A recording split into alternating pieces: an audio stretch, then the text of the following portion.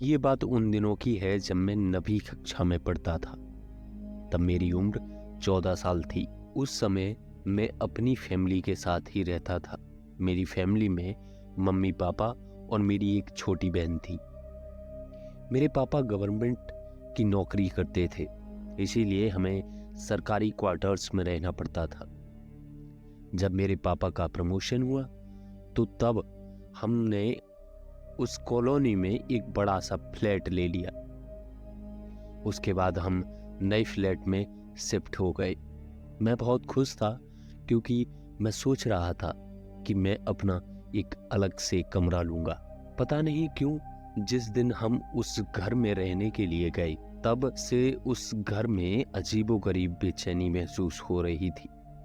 उस घर में मुझे देर से सोने की आदत थी क्योंकि हमारा टीवी चैनल वाला हर रात को एक नई फिल्म दिखाता था और मेरे मम्मी पापा और बहन दूसरे कमरे में जल्दी ही सो जाते थे। शुरू में तो सब कुछ ठीक था, लेकिन अचानक मुझे एक रात को जब मैं अपने बेड पर बैठकर मूवी देख रहा था तो अचानक मुझे एक रूम के बाहर से किसी की आवाज़ सुनाई देती है।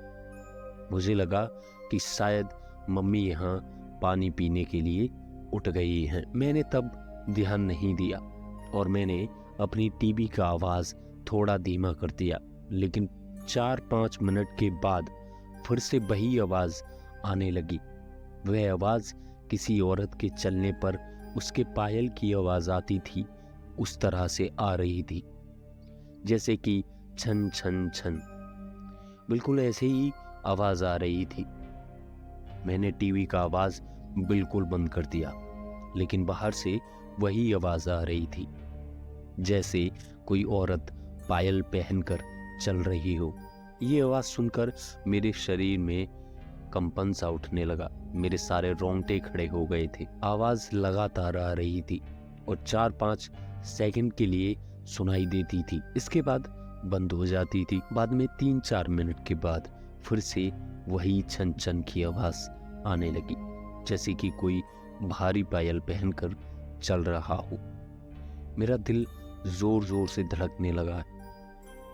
ऐसा लग रहा था कि अभी मेरा हृदय छाती से बाहर निकलकर मुंह में आ गया है। पता नहीं चल रहा था कि आखिर मैं करूं तो करूं क्या। मैंने सोचा कि मैं अपने मम्मी पापा को भी उठकर उनसे सारी बातें बता दूं।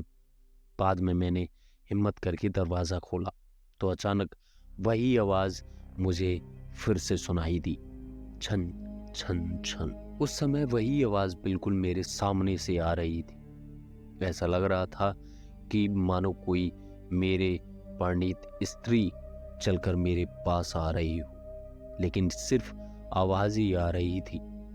सामने कोई भी नहीं दिख रहा था और आवाज़ भी बिल्कुल स्पष्ट सुनाई दे रही थी जैसे कि मेरे कान में कोई ईयरफोन लगाकर उस ईयरफोन में कोई आवाज़ कर रहा हो। जैसे हम गाने सुनते हैं उसी तरह से मेरे कानों में वो छन छन की आवाज़ सुनाई पड़ रही थी। मैंने मम्मी पापा को जगा दिया और सारी सच्चाई उनको बता दी। मेरे पापा इस बात को मानने के लिए बिल्कुल तैयार नहीं हो रहे थे। वैसे भी वह सब पूरी तरह नींद में थे। किसी ने मेरी बात पर ध्यान नहीं दिया। बाद में मैं अपनी मम्मी पापा के साथ उनके कमरे में सो गया।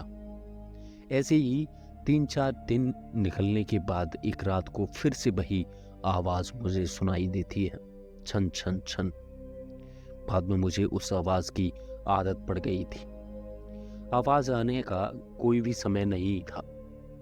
कभी कभी वह रात के 10 बजे या फिर रात के 10:30 बजे भी आती थी, परंतु एक बात तो पक्की थी कि वह आवाज़ सिर्फ मुझे ही सुनाई दे रही थी और दूसरे किसी को भी नहीं दे रही थी।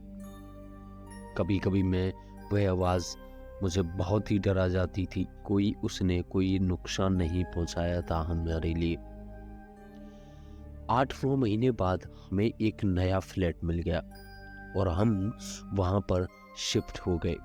उसी फ्लैट में हमारी जगह पर जो नए लोग रहने के लिए आए थे वह हमारे जान पहचान के लोग थे उनका बेटा मेरा बहुत अच्छा दोस्त था और उनका फैमिली भी काफ़ी बड़ा था। काफ़ी लोग थे उनकी फैमिली में। एक दिन वह अंकल हमारे घर पर आए और हमसे पूछा कि क्या आपको कभी कभी कोई आवाज़ सुनाई दे रही थी। बस यही बात सुनकर मुझे पूरा यकीन हो गया कि वह कोई मेरा वहम नहीं था। उस अंकल के पूरे परिवार ने वही आवाज़ सुनी थी। आखिर में मेरे मम्मी पापा को यकीन हो ही गया कि मैं झूठ नहीं बोल रहा था। बाद में उन लोगों ने घर में पूजा पाठ करवाया। हमने ये बात जानने की कोशिश की थी कि उस घर में आखिर हुआ क्या था। तब जाकर पता चला कि उस घर में एक नहीं बल्कि 6 आत्माएं रह रही थी। बातों को 14 वर्ष हो गए थे। 14 वर्ष पहले कुछ हुआ होगा, पता नहीं, हमें उन लोगों ने बताया नहीं। पर अब मैं बड़ा हो गया था, तब मैं 14 वर्ष का था। मुझे पता नहीं था कि क्या आज भी वही आवाज़ सुनाई दे रही है या नहीं, लेकिन आज भी मैं उस आवाज़ के बारे में सोचता हूँ तो मेरे मन में एक अजीब सा डर लगने लगता है। भगवान की कृपा से आज तक सब कुछ ठीक है। हमारी फैमिली में ही किसी को कोई हानि नहीं हुई। ये थी मेरी कहानी। अगर कहानी अच्छी लगी हो तो कहानी को लाइक, कमेंट और शेयर ज़रूर करना। और आप इस चैनल पर अगर पहली बार आए हैं तो चैनल को सब्सक्राइब ज़रूर से कर लेना। आज के लिए सिर्फ इतना ही। मिलते हैं एक और नई अद्भुत कहानी में। तब तक के लिए बाय बाय। जय हिंद।